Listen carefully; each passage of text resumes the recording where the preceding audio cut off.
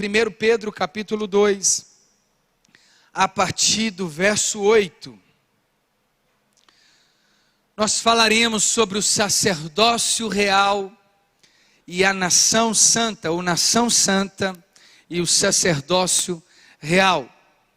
Então, acompanhem comigo aí o verso 8, que diz assim, do segundo capítulo da primeira carta de Pedro, capítulo 2, verso 8.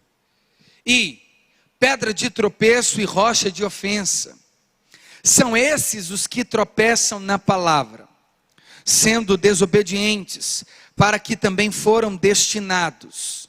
Vocês, porém, são geração eleita, sacerdócio real, nação santa, povo de propriedade exclusiva de Deus, a fim de proclamar as virtudes daquele que os chamou das trevas para a sua maravilhosa luz.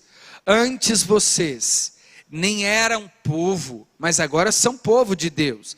Antes não tinham alcançado misericórdia, mas agora alcançaram misericórdia. Até aqui vamos orar ao Senhor. Pai, nós queremos agradecer ao Senhor. Obrigado porque a sua palavra nessa manhã, a sua palavra que é viva e eficaz, a sua palavra que é poderosa para quebrar dentro do nosso coração toda inverdade, sofisma. Sim, Deus, tudo aquilo que se levantou como altar e ídolo, nós oramos para que nessa manhã sejamos convencidos de que a tua palavra é inerrante, infalível, absoluta, possa destronar os nossos ídolos, possa constranger-nos a compreensão, levando cada um dos nossos pensamentos cativos, aprisionados ao trono da sua graça, a quem temos, Pai, da parte do Senhor, uma verdadeira renovação da mente. Transforma-nos conforme a sua imagem e a semelhança, por meio desta palavra e da compreensão dela em nossa mente e coração, no poder que há no nome de Jesus. Amém, graças a Deus. Você pode aplaudir o nome do Senhor nessa manhã por essa palavra? Glória a Deus. Meus irmãos, uma palavra tão necessária para os nossos dias é a compreensão desta carta escrita pelo apóstolo Pedro. Antes que a gente comece aqui a caminhar pelas palavras do apóstolo Pedro, divinamente inspirada por Deus, nós precisamos situar de onde Pedro e o destino e o propósito a quem Pedro escreve as suas duas cartas, conhecidas como cartas petrinas. São cartas quase que cartas pastorais. Obviamente que o destinatário desta carta não é apenas a um irmão ou a uma única pessoa. A carta que o apóstolo Pedro escreve, ele direciona a uma igreja conhecida como no início ele descreve como a igreja dos forasteiros, ou a igreja da diáspora, ou a igreja da dispersão. A essa altura, muitos cristãos estavam fugindo da grande e intensa perseguição que a igreja primitiva estava atravessando. Uma igreja que corria dos seus algozes, da dureza dos romanos e da inveja perseguição do sinédrio coordenada pelos irmãos judeus. Aqueles que tanto deveriam ajudar os cristãos se tornaram pedra de tropeço para eles. Os judeus que rejeitaram a Cristo como príncipe, como Senhor e como o verdadeiro e único sacerdote. É por isso que agora o apóstolo Pedro, no capítulo 2, anteriormente aos versos que nós lemos, ele diz: e a pedra de tropeço e rocha de ofensa. Ele está descrevendo uma característica de Cristo praticamente erguida pelos judeus. O judeu ortodoxo tratou a Cristo como uma pedra rejeitada. E o que é uma pedra rejeitada? A pedra utilizada nas construções arquitetônicas do mundo antigo era conhecida como pedra angular. Eu já disse isso aqui. Era uma pedra de sustentação, como se fosse um triângulo. Naquela época não havia na alvenaria, nas construções de reboco e de pedras, argamassas. Não haviam vergalhões como se utiliza nas construções das engenharias modernas. Não tinham colunas que sustentavam essas construções. E o que mantinha essas construções de pé? As pedras principais eram como pedras retangulares ou triangulares. Essas pedras sustentavam as paredes erguidas e levantadas. Quando você removia uma pedra principal, a chance de toda a estrutura se comprometer era grande. É por isso que os judeus, rejeitando a Jesus, o apóstolo Pedro diz assim: se vocês estão rejeitando a principal pedra angular. Se vocês tiram Jesus do centro, tudo que vocês têm caem como lei, como tradição, como salvação. Se tira Cristo da história, não há história. Se tira Cristo da igreja, não há igreja. Pode ser chamado de ajuntamento, reunião, grupo, clã, grupo e tantas outras coisas. Mas igreja só é igreja quando Cristo é o cabeça dela. É por isso que agora Pedro diz: a pedra que os construtores rejeitaram. E por que os judeus tinham essa característica de construtor?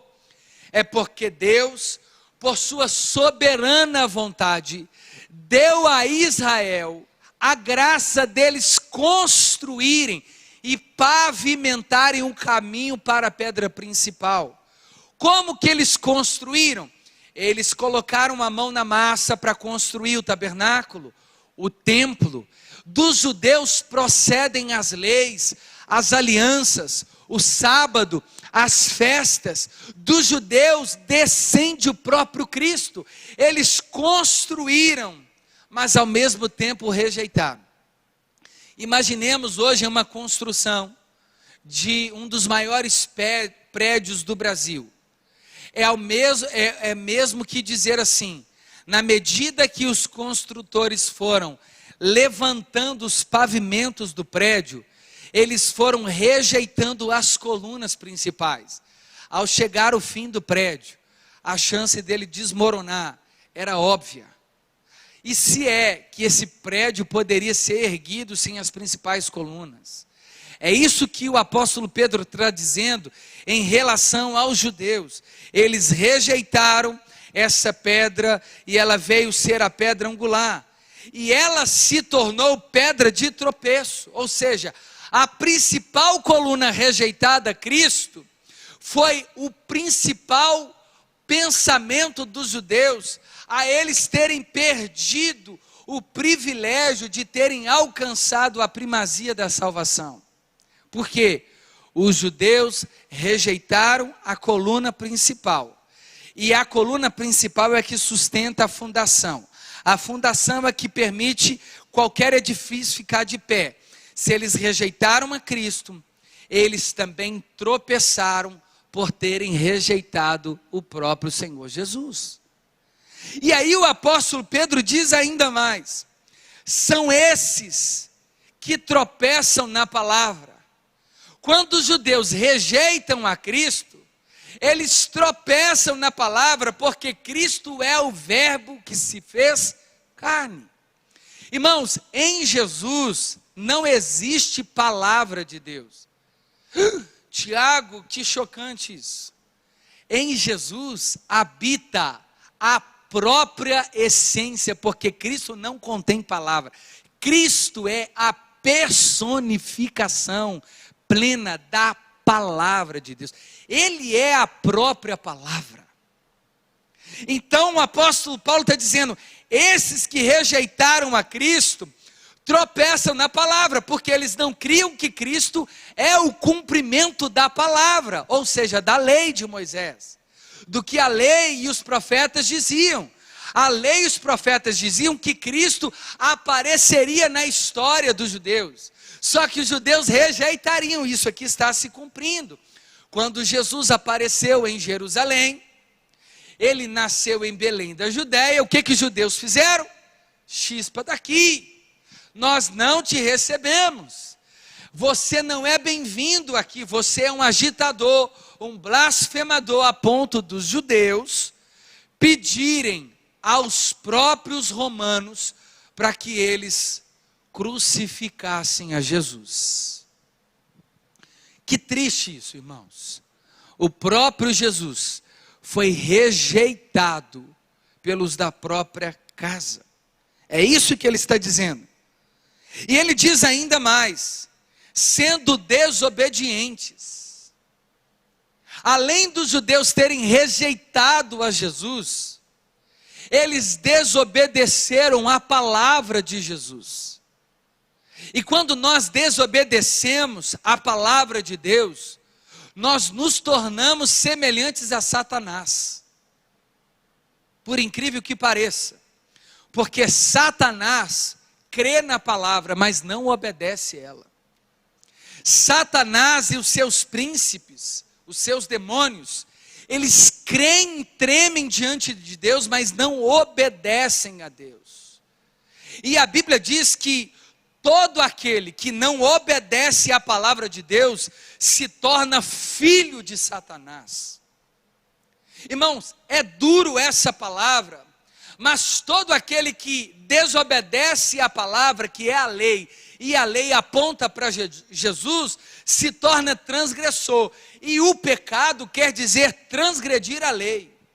Então, na verdade, quando nós desobedecemos a lei, nos tornamos sim sinagogas de Satanás. Verdadeiros homens e mulheres que desobedecem à palavra são homens que não se firmam na obediência e na verdade.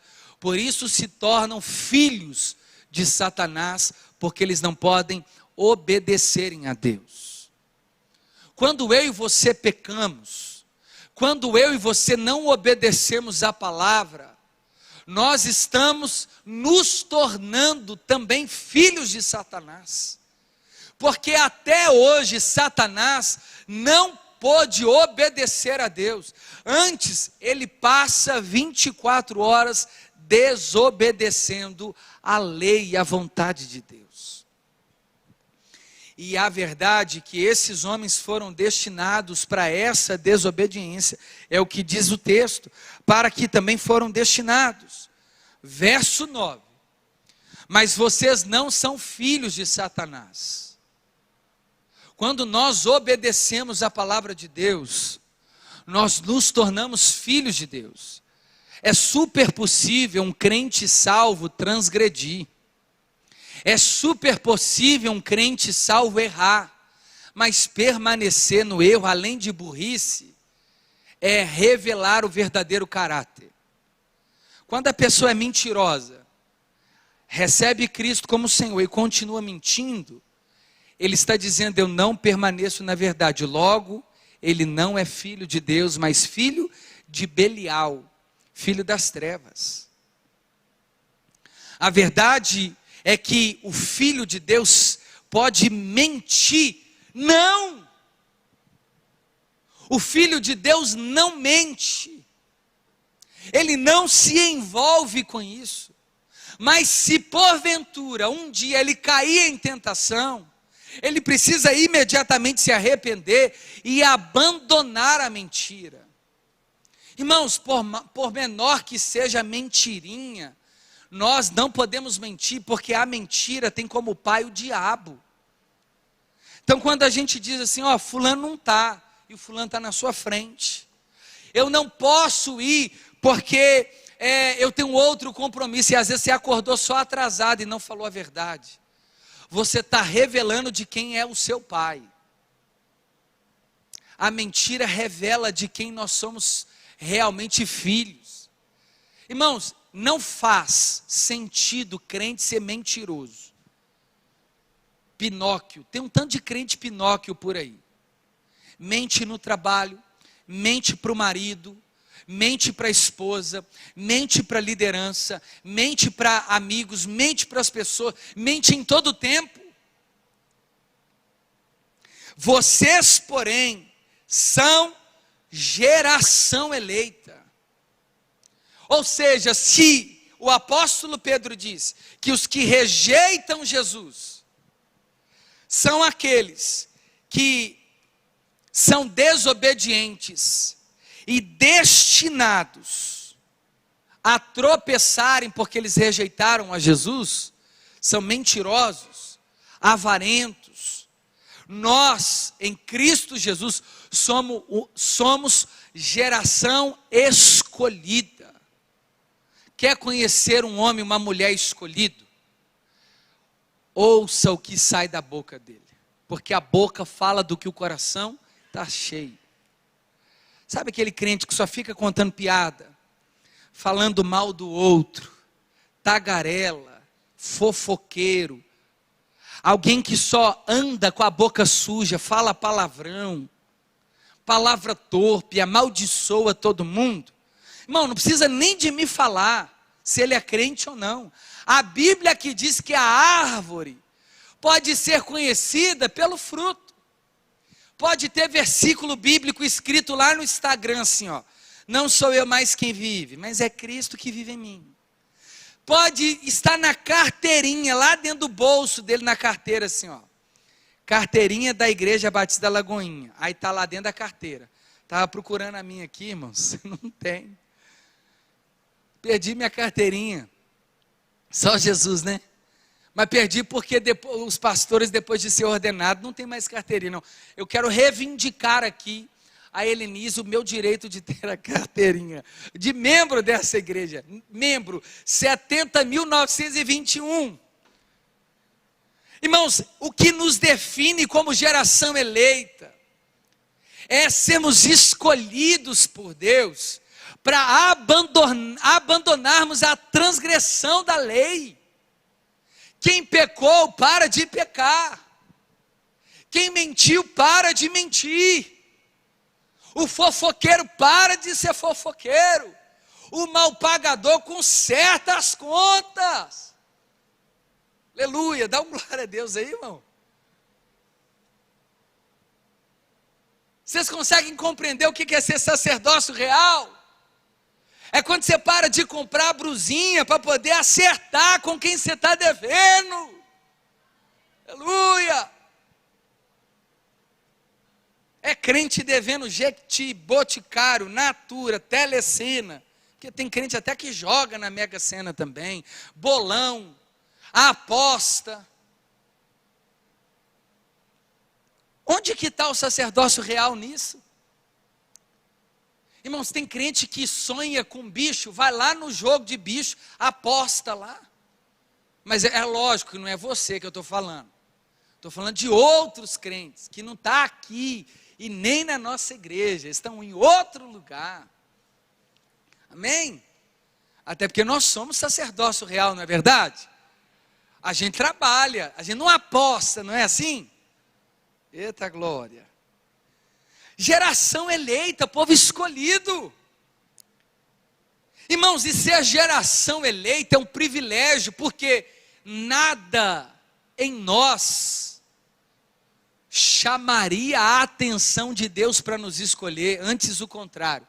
Se Deus olhasse para mim e pensasse assim: vou escolher o Tiago porque ele pratica boa obra, eu já estava até hoje sentado no colo do capeta.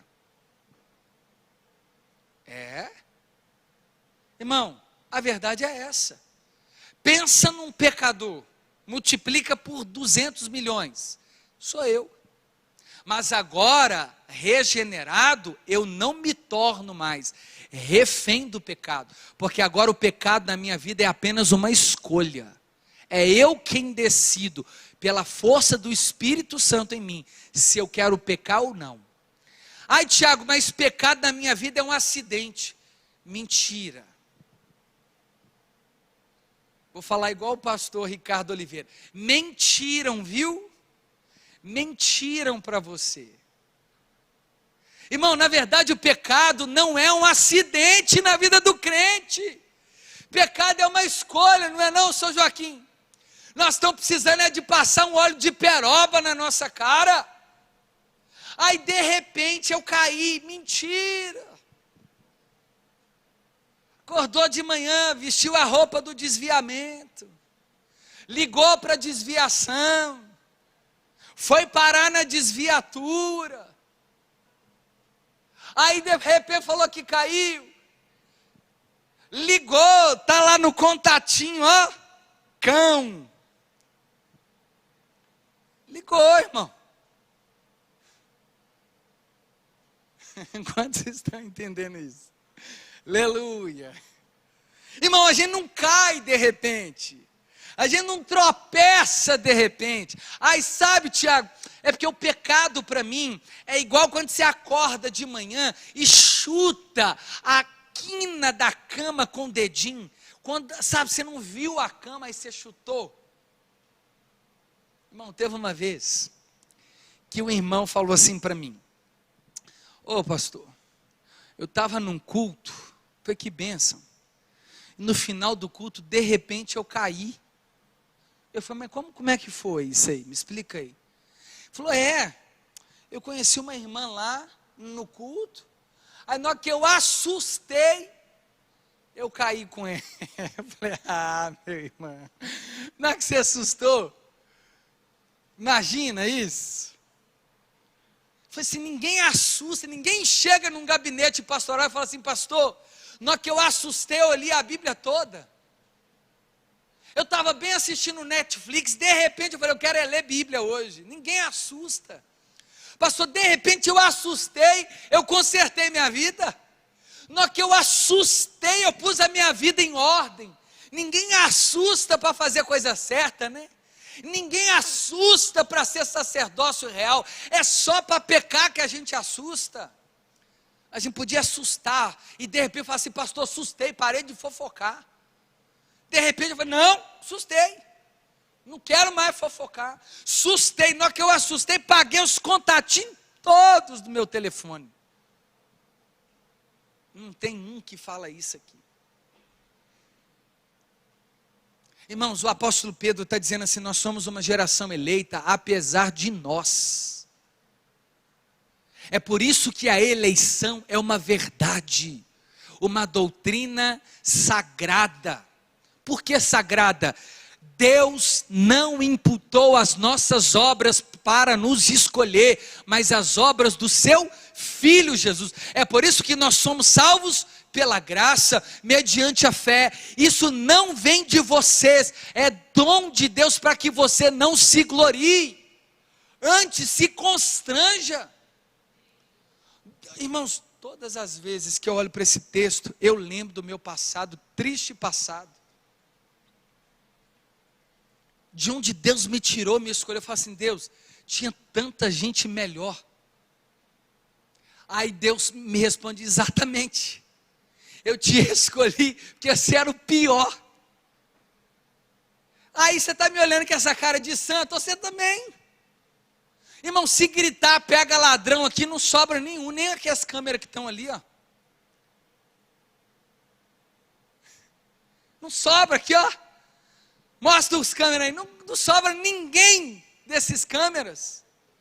Nem o sonoplasta, não sobra ninguém aqui nessa igreja. Se gritar, pega, nem o Caleb que está lá, ó. Não sobra, irmão. Sabe por quê? E não ri não, viu, Samuel? Porque todos nós pecamos e destituídos nós fomos da graça de Deus. Não! Da graça de Deus nós não fomos destituídos. Nós fomos destituídos da glória de Deus quando pecamos, mas a graça nos trouxe o presente novamente da glória. Eita glória! Isso é precioso, não é, irmãos? E ele diz ainda mais, nação santa. O que é ser santo? Separado. Separado do mundo? Não. separado do sistema caído mundano. Por exemplo, eu posso estar em um ambiente corrompido, mas é possível não me corromper. Eu posso ser amigo de gente que não é amigo de Deus, nem por isso quer dizer que eu me tornei inimigo de Deus. Eu posso estar dentro de um trabalho tóxico, mas sem ser tóxico na vida de pessoas. Irmãos, o lugar não define a santidade. O santo é que santifica o lugar. Vou te dar um exemplo. Se o lugar definisse santidade, Satanás não despencaria do céu. Se o lugar definisse santidade, Adão não teria transgredido. E Judas continuaria apóstolo. Ofni e Finéias seria santo até hoje. Quem era Ofni e Finéias? Os filhos do sacerdote Eli, que eram também sacerdotes. E o que eles faziam dentro do templo? Prostituíam. E aí, o contrário, Daniel era para ser impuro, ele estava na Babilônia, mas foi santo. Mesaque, Sadraque e Abednego era para ser impuro, mas eles foram santos. José dentro do Egito era para ser impuro, mas foi santo. O apóstolo Paulo diante dos romanos era para ser impuro, mas foi santo. Jesus andou na terra, era para ser impuro, mas sempre foi santo. Eita glória! Aí eu ouço assim, Tiago, depois que João e Maria foi para a faculdade, eles desviaram. Mentira! Eles estavam desviados, entraram na faculdade e se rebelaram. Faculdade não desvia ninguém. A verdade é essa. O coração já estava desviado antes de entrar. A faculdade revelou o coração. Tiago, depois que fulano foi trabalhar na multinacional, desviou. Mentira! Já estava desviado antes. Na hora que teve a oportunidade de ganhar dinheiro a mais, revelou onde estava o coração. Irmãos, o lugar e a circunstância não nos desvia. O que desvia o crente é o coração colocado em coisas e não na pessoa de Cristo. Quando somos santos, somos separados. Povo de propriedade exclusiva de Deus. Sabe o que é ser propriedade exclusiva de Deus? É igual o Caleb, o sítio que o Caleb tem. Aí vamos supor, ele tem um sítio. Ele tem que cercar o sítio, porque aquele sítio é uma propriedade exclusiva dele. Se eu pular dentro do sítio dele, ele pode me prender. Porque aquilo é uma propriedade, é igual a sua casa, é uma propriedade exclusiva, é sua. Se você tem escritura, é sua casa. Eu não posso entrar lá, igual esses movimentos MST aí, sem terra, e tomar a sua casa, é o que eles querem fazer. Dá vida a esses movimentos aí. Você comprou a casa, aí vem um bonitão, pula dentro da sua casa e mora lá. É isso que nós somos diante de Deus, propriedade de Deus, porque Ele nos comprou por um alto e preço, o sangue de Cristo Jesus, seu Filho. Sei que foi pago um alto preço. Não tem uma música assim? E eu quero terminar dizendo assim, ó. Nação santa, povo de propriedade exclusiva de Deus, a fim de proclamar as virtudes daquele que nos chamou das trevas para a sua maravilhosa luz. Quando somos sacerdócio e nação santa, nós pregamos o evangelho.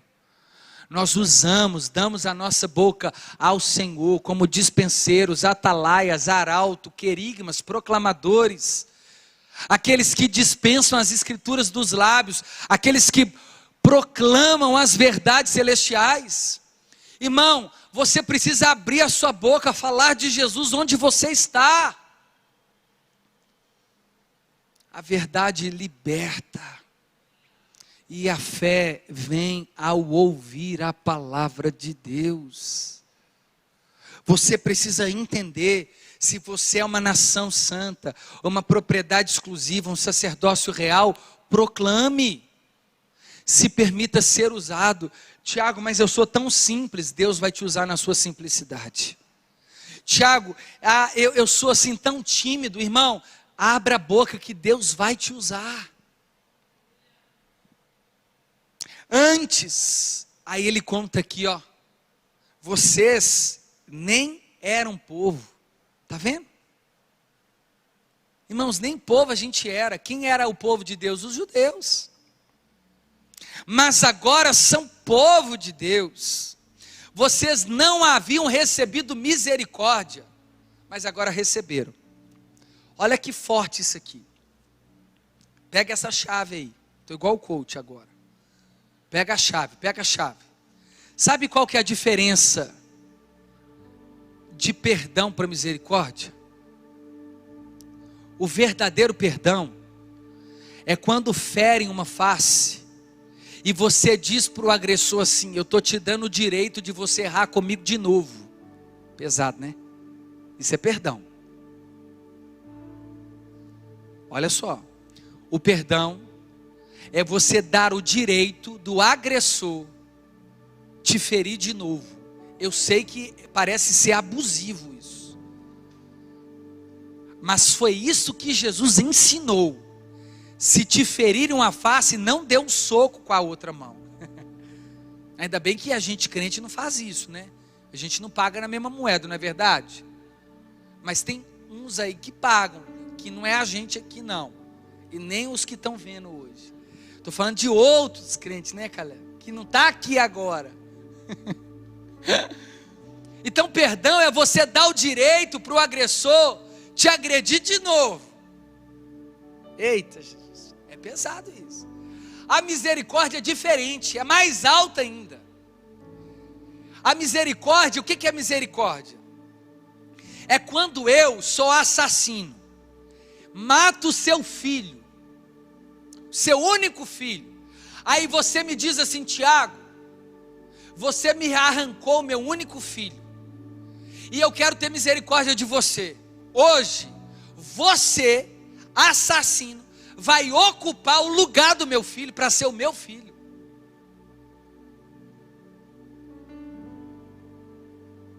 A gente não está preparado para essa conversa, não.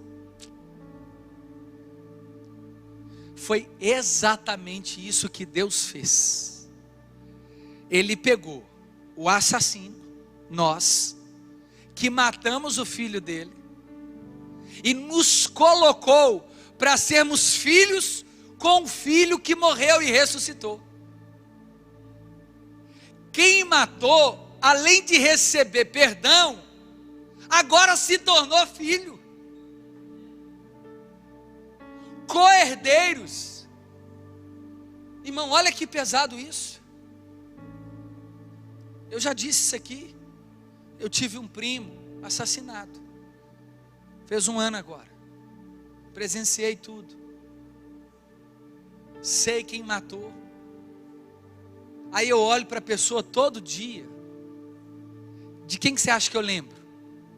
Do meu primo. Mas aí o Senhor trabalhou no meu coração para entender que ele também pode se tornar filho. E agora imagina, se ele se torna filho, ele é o que comigo? Irmão. Esse é o Evangelho. Welcome, seja bem-vindo ao Evangelho.